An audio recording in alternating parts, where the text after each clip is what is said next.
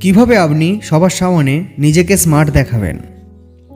এই যে সবার সামনে স্মার্ট হতে চান, এটাই আপনার আনস্মার্ট হওয়ার জন্য যথেষ্ট। মানুষ কি বলল, কি ভাবলো, এগুলোকে যতদিন পাত্তা দেবেন, স্মার্ট ততদিন হতে পারবেন না।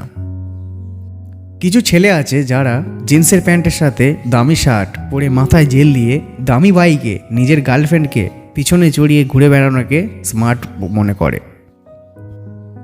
আবার কিছু মেয়ে আছে ভূতের মতো আটা ময়দা মেখে সং সাজাকে স্মার্ট মনে করে। এক একজনের কাছে স্মার্ট হওয়ার সংজ্ঞা এক এক রকম হয়। সত্যিকার স্মার্ট হতে চান? নিজের পরিবারের দায়িত্ব নিন, তাদের খেয়াল রাখুন, যথাসাধ্য মানুষের উপকার করার চেষ্টা করুন।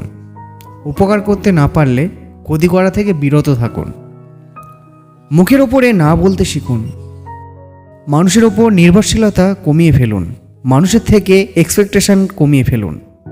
যে আপনাকে পছন্দ করে না, মূল্যায়ন করে না, তার পিছনে সময় নষ্ট করা বাদ দিন।